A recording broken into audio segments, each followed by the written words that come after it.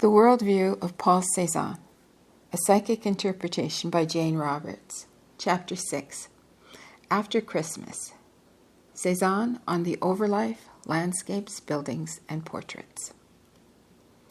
After Christmas, I more or less reconciled myself to the fact that the Cezanne worldview had been fragmentary, representing just a glimpse of a larger bulk of material.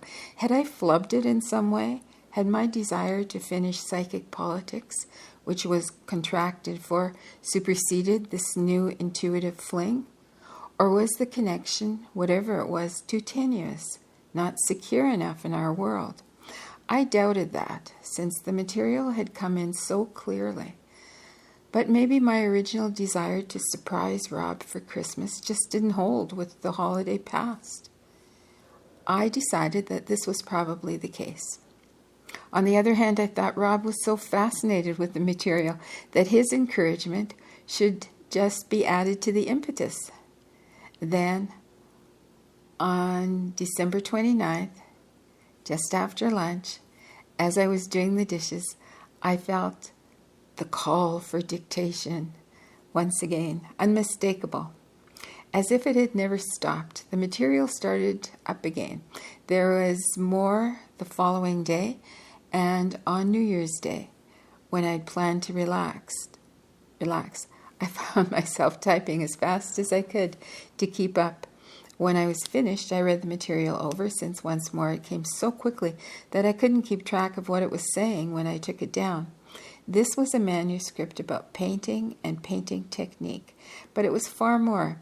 It was presenting a unique vision of the world through the eyes of a gifted artist, whatever his status. If such visual sophistication is mine, buried within other chosen characteristics, then it is well hidden indeed, particularly since I have no depth perception. While the manuscript says little about personal matters, certainly the author's character underwrites each word. His determination and his vigor are everywhere apparent. Whether or not you're interested in art and such, I think you'll be as fascinated as I was by this visual approach to life, and newly appreciative of the gift of sight. For this manuscript came from someone who saw the world and nature with the clear, unprejudiced vision of a child. Nothing is taken for granted. Objects, people, trees, all are examined with a wonder, objectivity, and love, seldom encountered. It's as if the eyes could write their own vision of reality, or as if one sense could isolate itself from all the others and explain its own rich experience of the world that we know. This is the material that came over the New Year's holidays. Entry number 12. Entry number 12. December 29th, 1975. 12:15 to 1 p.m. Buildings obviously are man-made, yet once erected, they belong to their surroundings and should be considered as natural objects that blend into their environment and are a part of it. It is good, for that matter, to forget that buildings are man-made, to see them as rising as naturally from the earth as trees, for in that way the artist is not tempted to isolate them, and they will not predominate in, say, a landscape, but be a more natural part of it, as the mountains and the rocks are. It's dubious as to whether or not hypothetical strangers to our planet could tell that buildings did not, in fact, spring up spontaneously from the ground, for they would most possibly view our objects with a fresher eye. The artist should keep this in mind, so that he is always seeing even the same building, or apple, or landscape, as if he were seeing it for the first time. Buildings are of natural materials. None appear from anywhere else that are not in any way or another part of the earth. So buildings are rearranged natural objects. This is obvious in pictures of old cave dwellings, where few changes have been made from the cave's original condition. But modern buildings are all built up from the same concept. Only other materials are also added, carted from one place to another and put together in a different fashion. Wood in a building is still wood, and stone in a building is still stone.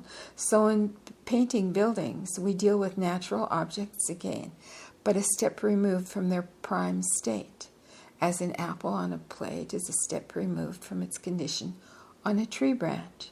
The apple retains its native qualities no matter where or how it is placed. So do the elements of which buildings are composed. A stone building, then, is as natural as a cliff wall or a ledge of rocks in a field. A building is reassembled. A building is reassembled environment. It will blend in with its surroundings, then while maintaining its integrity or form. And again, it must have a poised rather than a static quality. If an apple will suggest the tree, so the building must suggest those natural qualities of which it is composed. This is particularly true, for instance, when painting buildings, such as barns or houses that are made of natural wood. These, more than other buildings, will be more natural in their environment. The same when stone churches or dwellings are erected from native rock, for here man has simply rearranged the natural objects of the area.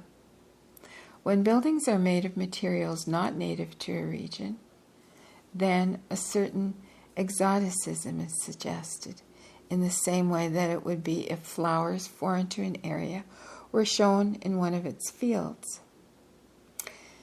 The use to which such a building is put matters little.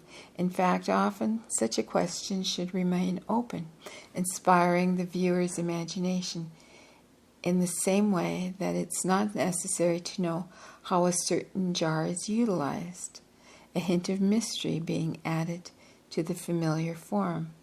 A building is not about to walk away any more than a tree or a cup is, yet few buildings are really symmetrical, but will lean slightly one way or another to suggest such leaning. The materials of which they are formed will assert their own natures, despite the builder's art. Rock will want to settle in a certain fashion, pressure between stones will vary, the wood will warp in its own way. All of this the artist must notice, and such issues will influence his paintings of buildings, alerting him so that his brush strokes will follow, say, the rhythm of the wood grain, even while at another level he's not thinking of such matters at all. Yet his strokes will go on building up textures in their own way if the artist gives his fingers freedom, and after his alert mind sets up the condition for such a response. Then mind and hands work together, and it's impossible to tell which is the most intelligent or whence the impetus for any brush stroke originally comes. Light changes will seem to alter texture, making it appear coarser at some times and more delicate immediately after. Twilight flattens the grasses of the fields, for example, while noontime, except in too brilliant light, seems to make each blade of grass rise up. Uncertain or in-between light, with contrasts, should show the greatest variation in textures as well as in light and shadow. Yet under certain conditions, only even washed-out texture can have mystery and implied half-motion if the suggestion of form is vital enough, so that the quick strokes of the brush that depict motion seem to rise out of the otherwise weak texture.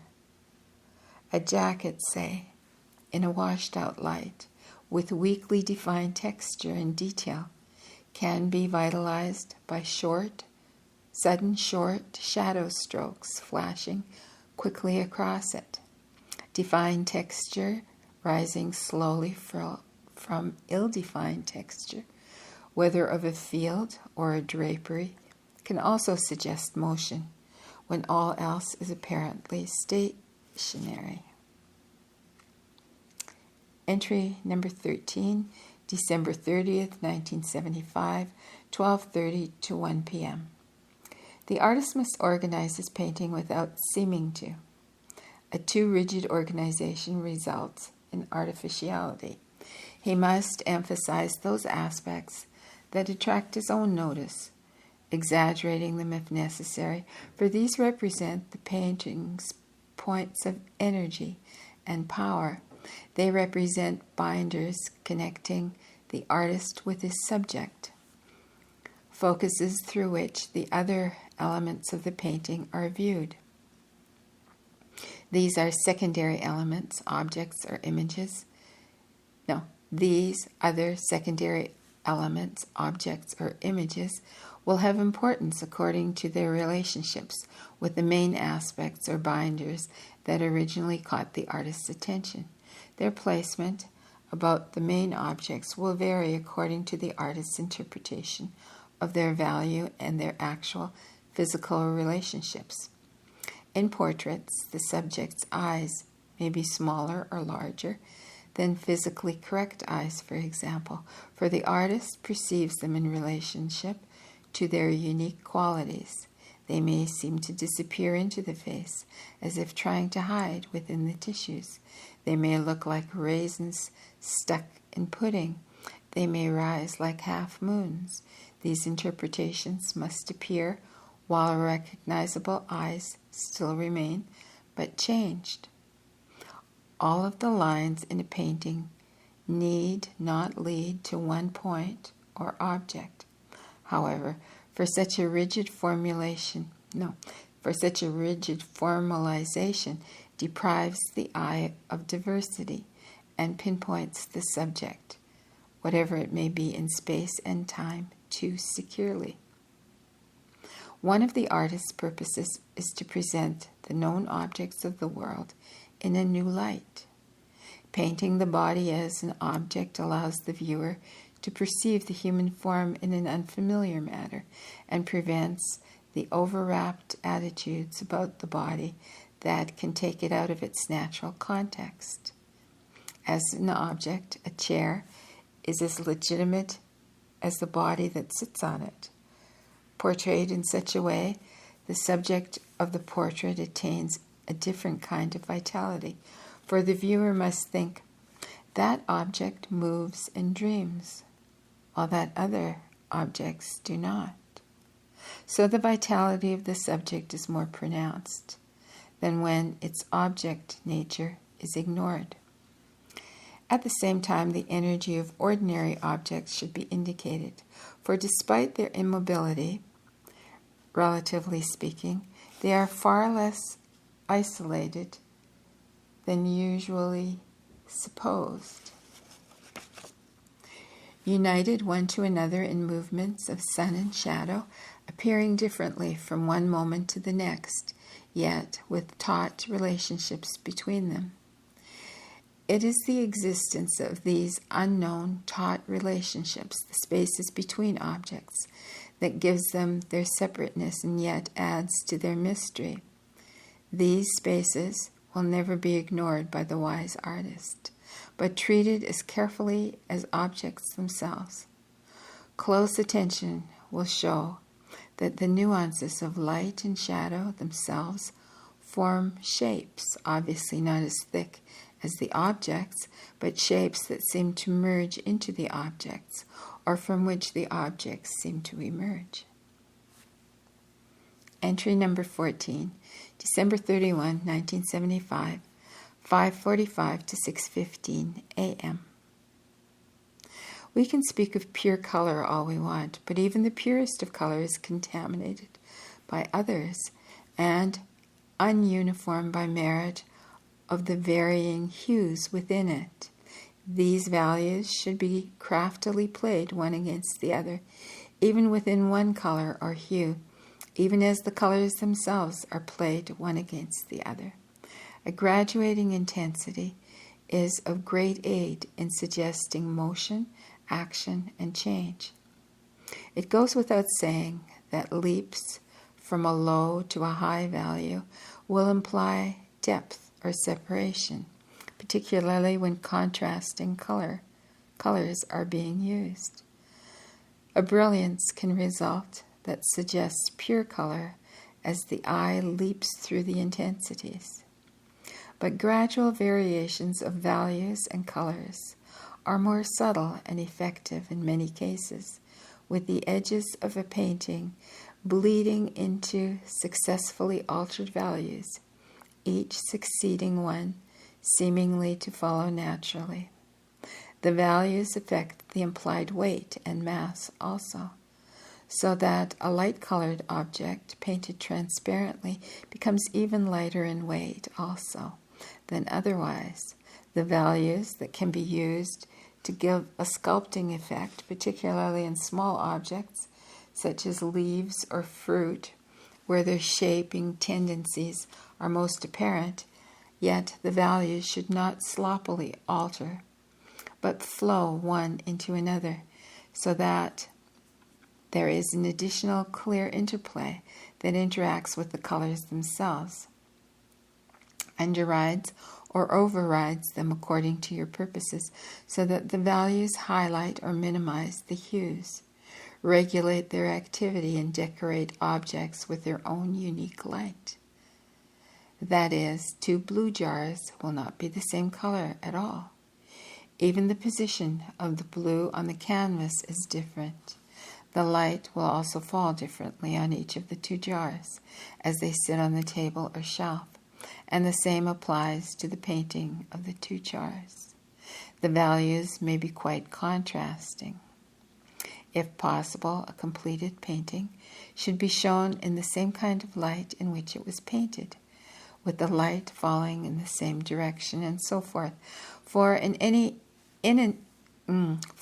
such an environment, it will feel most at home. An exaggerated, jerky use of values will lead to interruptions in a painting, irritations of color, and a too great isolation of objects from their surroundings. In all cases, however, the habits of nature should be observed, even if the artist changes them to suit his own purposes, for he will learn that nature alters the values of colors as well as the colors themselves in various fashions at different periods of the day. In painting water or waves, the auspicious use of values is particularly important in aiding the eye to create the illusion of motion and depth, and to carve or sculpt the crests of waves, and in painting foam, since water will carry reflections, the values are pertinent between water and the reflection, allowing the one to play against the other. Entry number 15, January 1st, 1976, 10 to 11 a.m. No, 10 to 11:30 a.m. The ground from which the trees spring is uneven, rolling, undulating, and most of all, it is itself alive, with life of seeds, bugs, lichen, and in a state of constant transformation. For this reason, the artist should dapple his brushstrokes in painting a landscape, avoiding harsh lines, suggesting, without necessarily showing, the liveliness of the ground surface. There are minute depths between even the smallest grass blade and the ground surface, and levels of activity in which light and shadow, objects and space, or the environment about them, constantly interact. These two must be suggested not by a literal representation, but by techniques that suggest, say, the separateness of grass blades, while still merging them into a lawn or a field, or by suggesting the wind, which, though generally blowing in one direction, will strike the separate grass blades differently. That is, they will not all incline in the same fashion, though most may, some will show the results of other elements, so that in a windy field some grasses or leaves will blow counter to the wind's direction, like a minor new theme developing. This kind of variance in such a case will actually stress the wind's general motion and its effects. Blurred, dappled strokes will suggest the leaves' motion, the way they seem to blend into one another in certain breezes. Yet the leaves' shapes must be modeled or sculpted so that they are not lost. Here, strokes that carry light are very important, for they point to the quivering quality that leaves possess. Well executed, such strokes can carry the eye as the light rides from leaf to leaf, for the brush strokes in some way activate the eye to move in that fashion.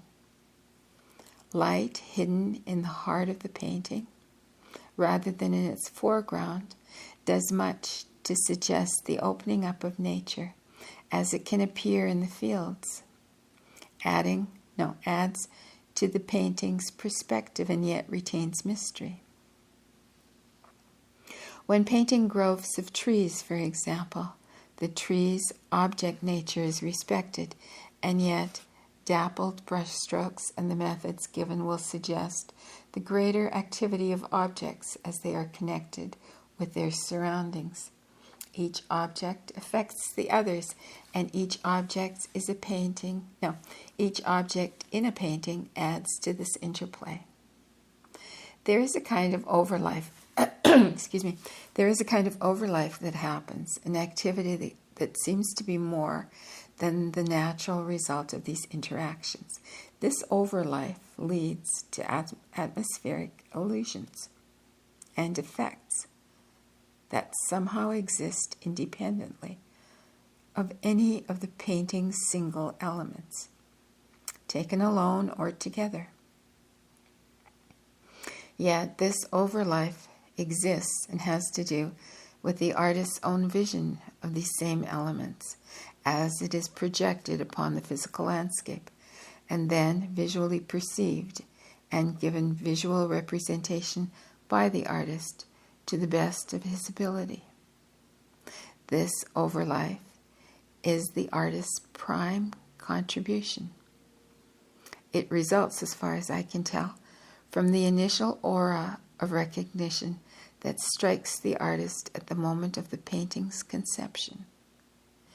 It is the result of the artist's mind as it perceives the physical landscape or the world of objects, and happens as the artist's mind projects over the landscape a different kind of intuitive organization that is again not apparent in the arrangement of the objects themselves. This inner intuitive organization may correlate with the object's natural arrangements, but the physical organization and the intuitive organization are not the same, though they may interact. The painting's overlife, then, is something apart from the model being painted, fields, jars, people, or whatever, and something apart from the artist's visual perception of these. It happens when these elements strike together, forming an overlife not otherwise present, because the artist's inner intuitive organization and the physical one may or may not intersect or merge. The artist may often impose the intuitive arrangement upon the exterior one, changing the exterior without even knowing why. In this way, the overlife may build up, even though the exterior organization appears disrupted. Let me read that sentence again. In this way, the overlife may build up, even though the exterior organization appears disrupted. When this happens, however, the exterior conditions are being brought into line with the sensed intuitive constructs. Still, both must work together. With all this, there is a painting method natural to each artist that he alone must discover, one that will be neurologically honest, following his own natural rhythms of comprehension as it leads to the physical execution of actual strokes, one that suits his peculiar speed mentally and emotionally as he captures the interactions between himself and his physical models. This method will be one that tells him when to stick to a particular model and when to turn to his intuitive perception of it. That will dictate when to use a model and when not. The artist must discover, indeed, create the craft of painting anew for himself. This will be a continuing process, for he, himself ever changing all the while, and his craft must change with him, reflecting his own reality. The artist must remember that he is also an object painting other objects, yet those objects cannot paint him. And the painting's Overlife is particularly the result of this inner recognition. The jar in a still life cannot change its position. The artist, any man, realizing this fact must, therefore, be as obsessed with motion as is any animal. Children imagine dolls jumping off shelves and toy soldiers having miniature battles, so we have to look closer at objects to sense their life, since it is not as obvious as our own. The artist senses these aspects of activity that do not show and tries to represent them visually while not betraying the permanent appearing integrity of the physical world. So he has a love-hate relationship with objects, all existing materially, yet some moving of their own volition and some not, some growing in time and some as stuck in it, as a stone in a bottle. Man changes his shape, for example, as animals do with growth, while a vase remains the same. Yet these are all objects and visually apparent. Paintings are themselves objects. Words are not in the same way.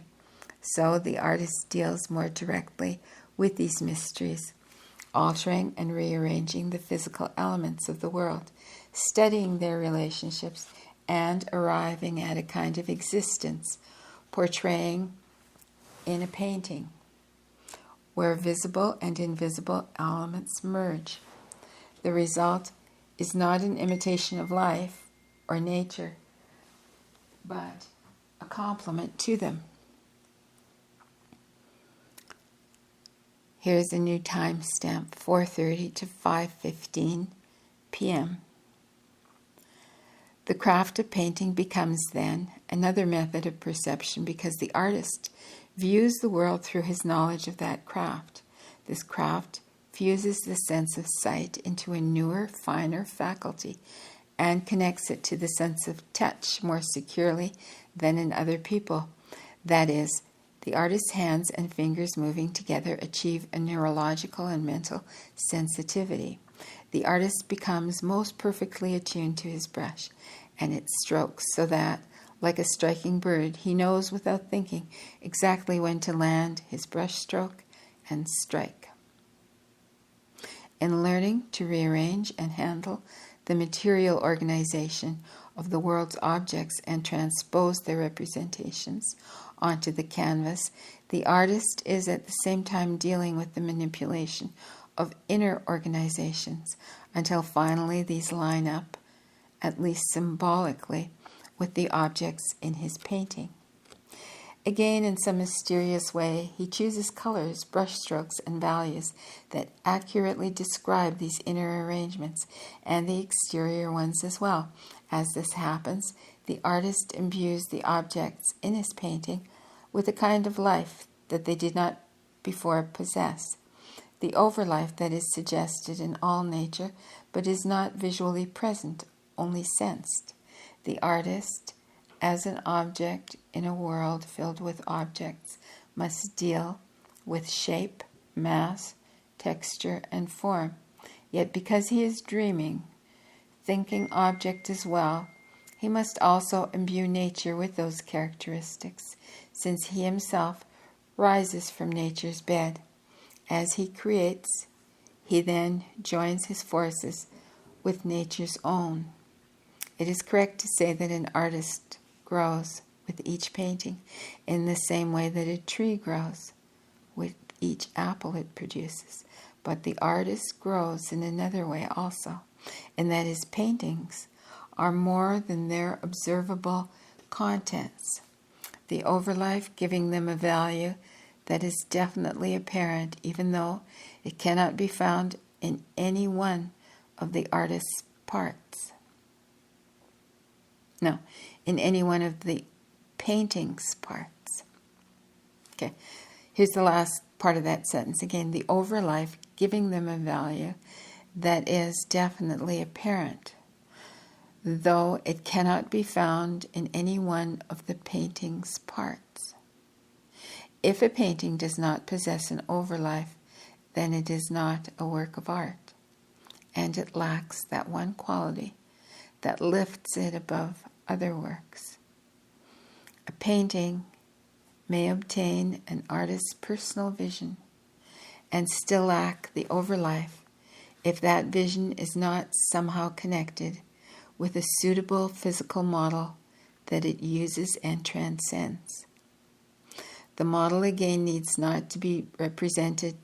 No, the model again need not be representationally developed.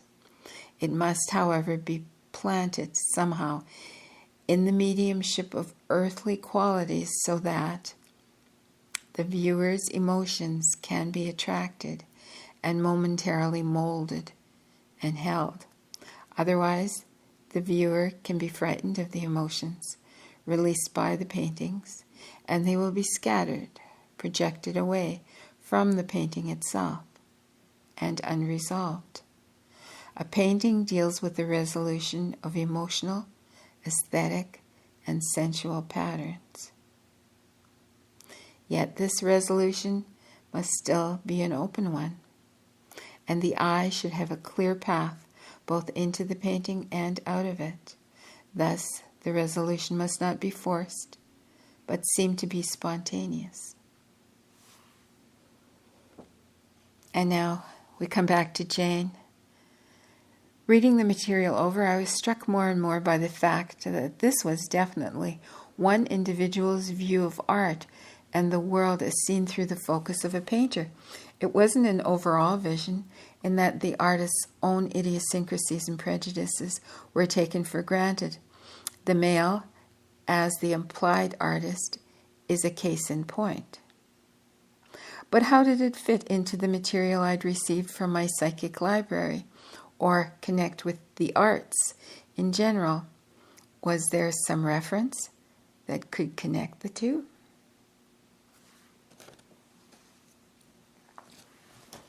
And that is chapter 6. Chapter 7, the title of chapter 7 is Some Material on Art and Our Species from the library in quotes, and a larger perspective. Well, that was very interesting. I hope you found it interesting too. Please like and subscribe, and till soon.